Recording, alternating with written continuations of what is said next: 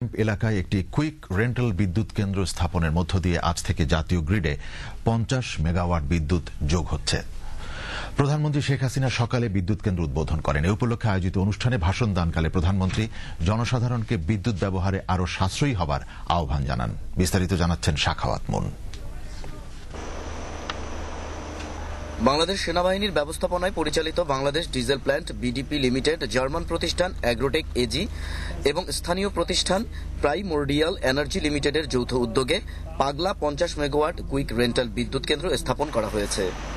এই power plant দেশের বিদ্যুৎ পরিস্থিতিতে কিছুটা হলেও স্বস্তি নিয়ে আসবে বলে বিদ্যুৎ কেন্দ্রটির উদ্বোধনকালে প্রধানমন্ত্রী শেখ হাসিনা আশা প্রকাশ করেন। বিদ্যুৎ কেন্দ্রটি স্থাপনে সর্বাধুনিক এবং সম্পূর্ণ নতুন যন্ত্রপাতি ব্যবহার করা হয়েছে। মাত্র 4 মাস সময়ের মধ্যেই হাই স্পিড ডিজেল জ্বালানির এই বিদ্যুৎ কেন্দ্র স্থাপন করা হয়েছে। এই উপলক্ষে ভাষণ দানকালে প্রধানমন্ত্রী প্রক্রিয়াধীন আরও 33টি বিদ্যুৎ কেন্দ্র স্থাপনের কাজ দ্রুত সম্পন্ন করার জন্য সংশ্লিষ্ট কর্তৃপক্ষকে নির্দেশ দেন।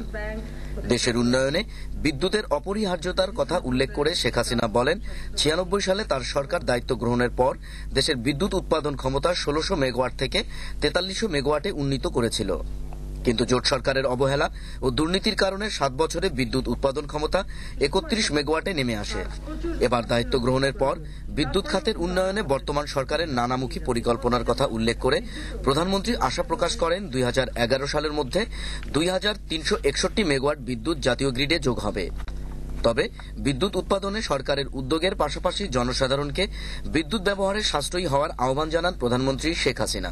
সবাই বিদ্যুৎ ব্যবহারে একটু সাশ্রয়ী হবেন, সেই আহ্বান আমি জানাচ্ছি। ঘর থেকে বেরোলে সুইচ অফ করে দেওয়া, যখন প্রয়োজন নাই টেলিভিশনটা বন্ধ করে দেওয়া বা বিদ্যুৎ ব্যবহারের ক্ষেত্রে সর্বক্ষেত্রে মিতব্যয়ী হওয়া, তাদের দুটি লাভ হবে।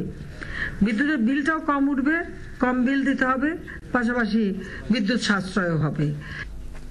বিশ্বব্যাপী খাদ্যমূল্যের ঊর্ধ্বগতির কথা উল্লেখ করে প্রধানমন্ত্রী জমির সর্বোচ্চ ব্যবহার নিশ্চিত করার আহ্বান জানান।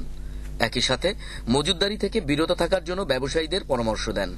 আমরা চেষ্টা করে যাচ্ছি এই দ্রব্যমূল্য নিয়ন্ত্রণে রেখে সমস্যার সমাধান করতে। তবে আমাদের ব্যবসায়ীরা তারা তো সবসময় একটু কিভাবে লাভ করবেন সেদিকে ব্যস্ত থাকেন। কাজে একটু সমস্যা দেখলেই সবকিছু একটু হোর্ডিং করে রাখবেন, দামটা একটু বাড়ায় দেবে, তারপরে 2 পয়সা মুনাফা করবে। আমি তাদেরকেও বলবো, বেশি টাকা পয়সা বানিয়ে কি করবেন? টাকা তো আর কেউ মরলে কবরে নিয়ে যেতে পারে না, রেখেই যেতে হয়। খামাখা মানুষের অভিশাপ করিয়ে তো লাভ নেই। কাজে বরং জনগণের সেবায় কিছুটা তো নিবেদিত প্রাণ হওয়া উচিত এবং মানুষকে কিছু সহযোগিতা করা উচিত। সেদিক থেকে লাভটা খুব বেশি না করে ব্যবসাটা চালিয়ে রাখার মতো করে মানুষের সমস্যাটা সৃষ্টি না করা, এই যে মজুত করে মানুষকে কষ্ট দেওয়া আর মানুষের উপর খামাখা অহেতুক চাপ দেওয়া, এটা যেন না হয়, এদিকে আমি বিশেষভাবে অনুরোধ জানাবো। আর এ ধরনের কাজ যদি কেউ করতে চান তাহলে সরকারও বাধ্য হবে এর বিরুদ্ধে যথাযথ ব্যবস্থা নিতে।